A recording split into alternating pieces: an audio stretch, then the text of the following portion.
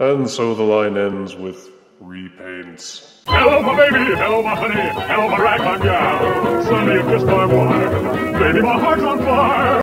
Wave 4 of Power of the Primes is limping into stores amid a glut of other released figures.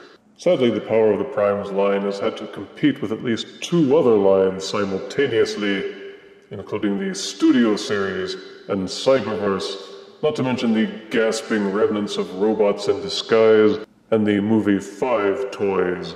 It's easy to see how some of these figures could get lost in the shuffle, making it frustrating for fans of this line to find the figures that they want on store shelves. Among the last Power of the Primes figures is Novastar. Power of the Primes gave us Moonracer, which I have reviewed already, and Hasbro has never met a mold that they wouldn't retool. So they used the Moonracer mold to make Novastar. In the Generation 1 episode, The Search for Alpha Trion, they introduced the female Autobots, one of which was Firestar, but that name infringed on a number of copyrights. So for this remake, she has been rechristened Don't Sue Me Star. The box is typical deluxe, albeit slightly squashed. Amazon, you're lucky that Hasbro reinforces the insides of their boxes. There is character on the front, and a glimpse at the Elita 1 combiner off on the side. On the mashed back panel, there are studio shots of the figure in both modes, along with diagrams that show how to use the included Prime armor and the separately sold Prime Master figures. The bio reads, "How will the daring infiltration and rescue specialist wield the power of the Primes?" Let us complete the destruction of this already damaged box so as to review the figure within. Out-of-box Deluxe Novastar comes with her instruction booklet, a mangled collectible card which says what happens if she pairs up with Prime Master Micronus. In this case, she power links to share her infiltration ability. The now familiar Prime armor accessory with her molded colors, and one gun weapon accessory with either a second barrel on top or a very largely exaggerated targeting scope. And this is Deluxe Novastar out of box. She is a duplicate of the Moonracer mold, with the obvious exception being that the colors are different. Novastar's color scheme boasts red and orange with some silver highlights. It's a Cybertronian style car that rolls well enough on flat surfaces.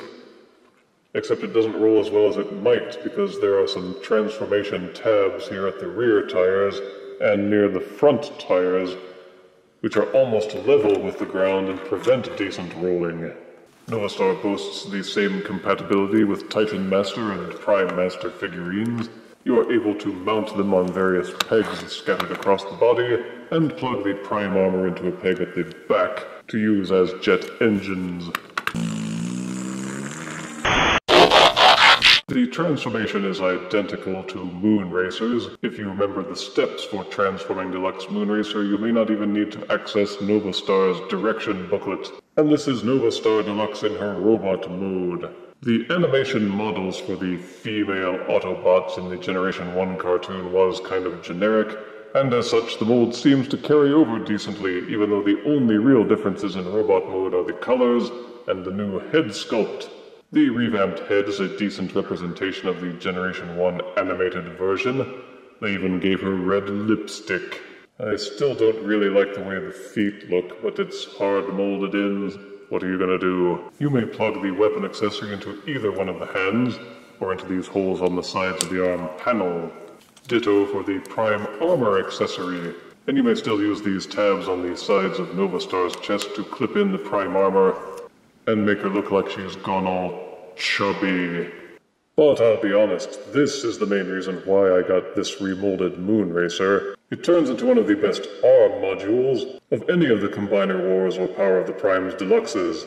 Having Moonracer and Novastar as arms on a combiner will make it look symmetrical and also functional. See, it's worth it just to see these funky, symmetrical arms. For size comparison, here's Power of the Primes Deluxe Novastar, next to Prime Master Bludgeon. Here is Power of the Primes Deluxe Novastar, next to the Power of the Primes Combiner formed by Elita 1. and to a lesser extent the Combiner Wars Deluxes for Victorion. And here is Deluxe Novastar as an insignificant speck next to Mega Action Series Megatron.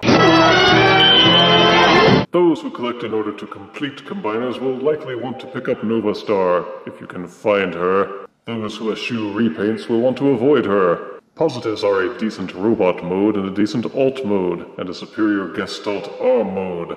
Also, her color scheme may appeal to those who want to try to make a red Gestalt out of Voyager Inferno, Novastar, Combiner Wars Ironhide, and any other red deluxes that they can muster. Negatives are it's another repaint.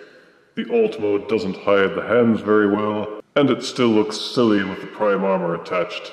I give Deluxe Novastar 6 out of 10 deaths. If you refuse me, honey, you lose me, then you'll be left alone. Oh, baby, tell them all, and tell me I'm your own.